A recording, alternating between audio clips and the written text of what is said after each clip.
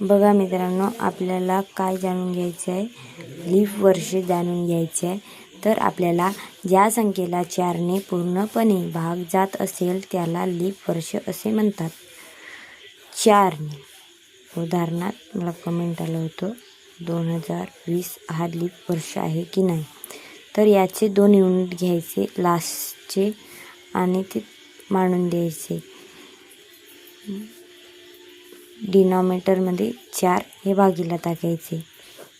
4 1 4 4 5 20 याला पूर्णपणे भाग गेले त्याला लीप वर्ष म्हणतात। आणि जसे 2021 हे आहे, याला आपण याचे युनिटला 21ने 4ने भाग देऊ, तर याला आपण 4ने पूर्णपणे भाग देऊ शकत नाही, 1 वाचतो, म्हणजे हा लीप वर्ष नाही।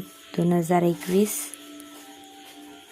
हा लीप वर्ष नाही आणि 2020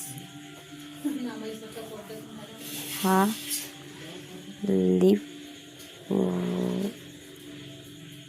वर्ष आहे।